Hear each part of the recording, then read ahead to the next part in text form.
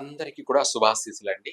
ఈ భాద్రపద మాసం సెప్టెంబర్ నెలలో 12వ రాశి అయినటువంటి మీనరాశి వారికి ఈ భాద్రపద మాసం సెప్టెంబర్ నెలలో అధికమైనటువంటి నష్టాలు, ప్రమాదాలు, ప్రాణహాని, మాన నష్టాలు, అలాగే శారీరక గాయాలు, ఇవే కాకుండా ఇంకా కూడా అనేక విషయాలలో కూడా వ్యతిరేకతలు అధికంగా ఉన్నాయి. ఎందుకంటే ఈ రాశి వారికి కుజుని వల్ల, కుజ ప్రభావం వల్ల, కుజదోష ప్రభావం వల్ల అధికమైనటువంటి తీవ్రమైనటువంటి నష్టాలు, అంటే మట్టి పట్టుకున్న బంగారం అన్నట్టుగా మనం చెప్తుంటాం. అలాగే బంగారం పట్టుకున్నా కూడా మసి, బూడిద, బొగ్గు అంటారు కదా, అయిపోయే అవకాశం కూడా ఉంది.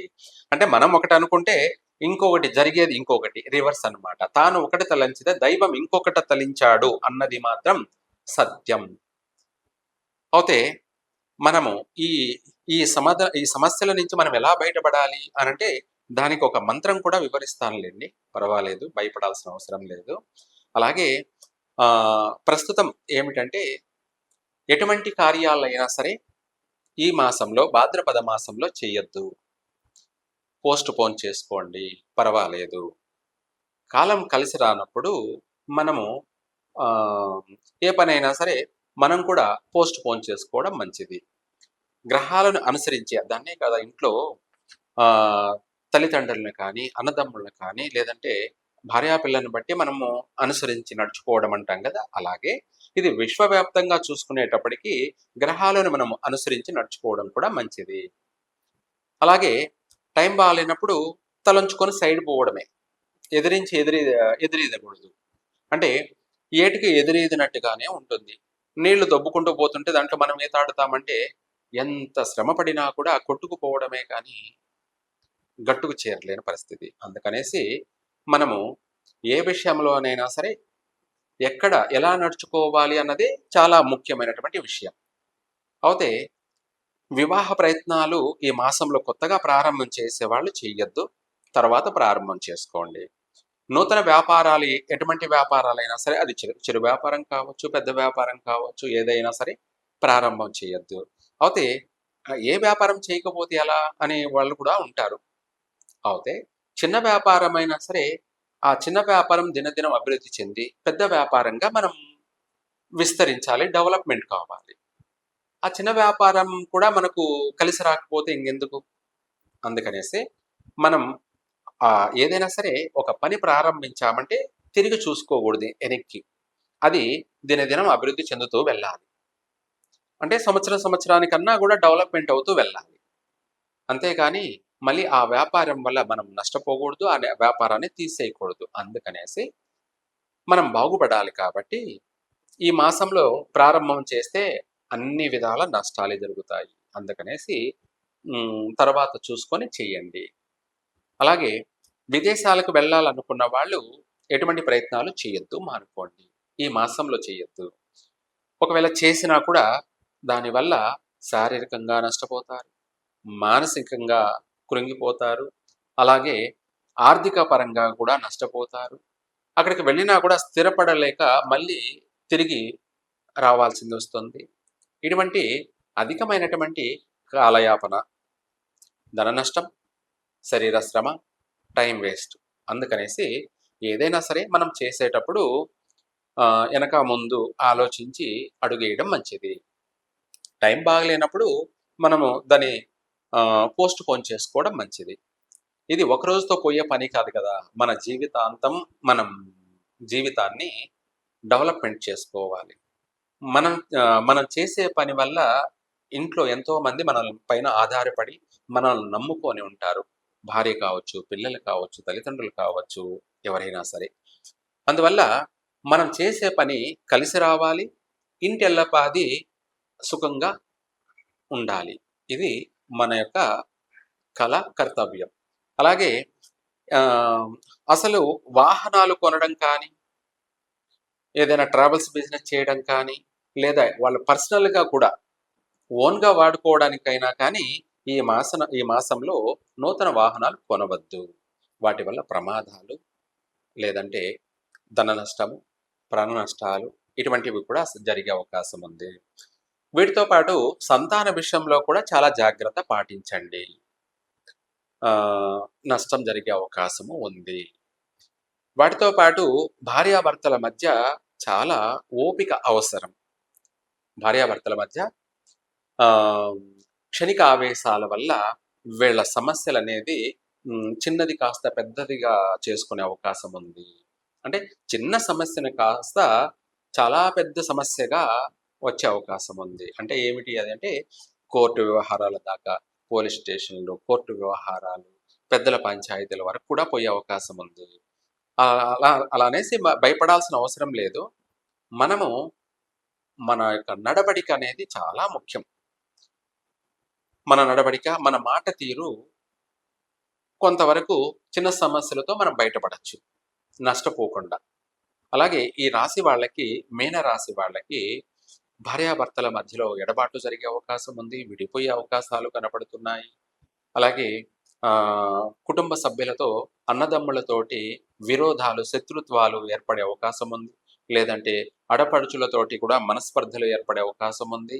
తల్లిదండ్రులతోనూ విభేదాలు కలిగే అవకాశం ఉంది. భార్యాభర్తలతోనే కాదు, అన్నదమ్ములతో కావచ్చు, అలాగే తల్లిదండ్రులతోనైనా కావచ్చు, లేదంటే అక్క చెల్లెళ్ళతో కావచ్చు. ఇవన్నీ పక్కన పెట్టేస్తే చుట్టుపక్కల వాళ్ళతో కావచ్చు, చేసే వృత్తి, జాబు, వ్యాపారాల్లో కావచ్చు, ఉన్న పలాన అందరితో వ్యతిరేకం, శత్రుత్వం, అధికంగా రహస్య శత్రువులు కావచ్చు, లేదంటే ప్రత్యక్షంగానే శత్రువులు కావచ్చు, అధికమయ్యే అవకాశము ఉంది. ప్రతి దాంట్లోనూ చికాకులు అధికంగా ఉన్నాయి. ప్రతిదీ కూడా ఆపోజిట్గా ఉంది. మనం ఏదైనా ఒక పని అనుకుంటే ఆ పని ప్రారంభంలోనే, ఆదిలోనే అంశపాదు అన్నట్టుగా ప్రారంభంలోనే ఆగిపోయే అవకాశం ఉంది.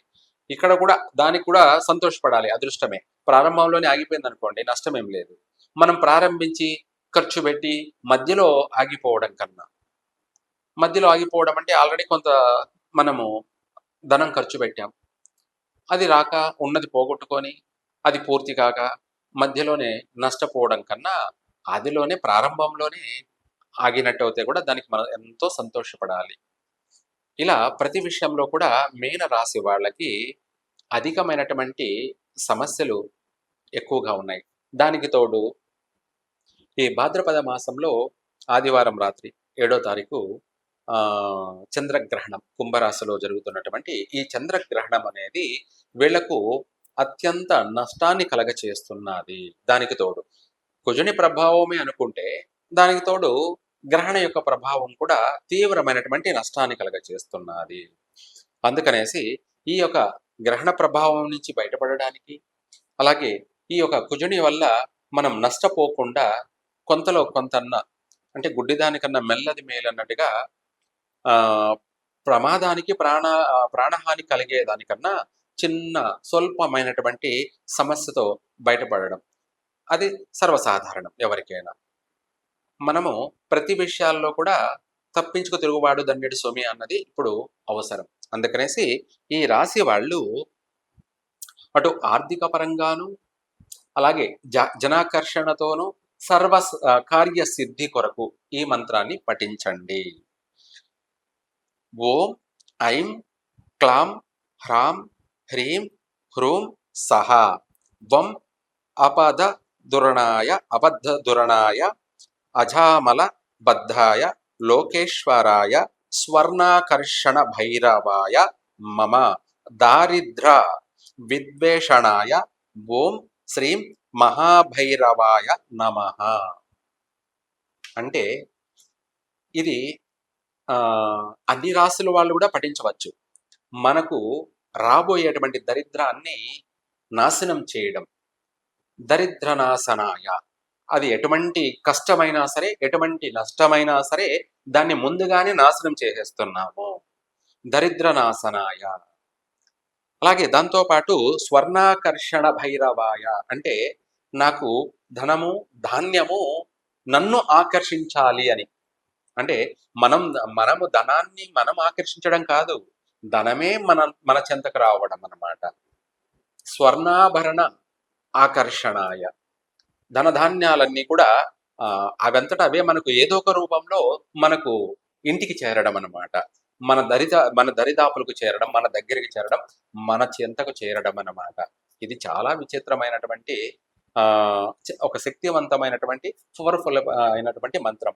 మనము ధనం కావాలి, ధనం కావాలని మనం అన్ని ప్రయత్నాలు చేస్తూ ఉంటాం. ఆ ప్రయత్నాలు కొంతమందికి అవుతుంటాయి, కొంతమందికి కావు. ఇప్పుడు ఈ మంత్రం అలా కాదు. అదే మనల్ని ఆకర్షించడం. నన్ను ఆకర్షించడం. ధనము, ధాన్యము అనేది నన్ను ఆకర్షించడం. అలాగే దారిద్ర్యమంతా గూడా నాశనమైపోవడం, నశించిపోవడం అనేది ఈ మంత్ర యొక్క ప్రభావం. విశేషమైనటువంటి మంత్రమనమాట. ఈ మంత్రము 12 రాసుల వాళ్ళు కూడా పఠించవచ్చు. వాళ్ళకు తిరుగులేదు. ఈ మంత్రమనేది మనం వాయువేగాన గాలి ద్వారా విషగాలిని కూడా చీల్చి చెండాడుకుంటూ పోతుంది. మంత్రం, శబ్దం, ప్రాణం అన్ని జీవం ఏ టు జెడ్ అన్నమాట. మనం పలికే ఈ మంత్రము వాయువేగం అంటే గాలి ద్వారా స్ప్రెడ్ అవుతూనే ఉంటుంది. ఇది ఆ గ్రహణం రోజున పఠించినట్టయితే అందరికీ కూడా కలిసే వస్తుంది. అందరూ కూడా సుఖ సంతోషాలతోటి బాగుంటారు. అష్ట దరిద్రాలన్నీ కూడా నశించిపోతాయి. చక్కగా విశేషంగా కలిసి వస్తుంది. సర్వే జన సుఖినో భవంతు.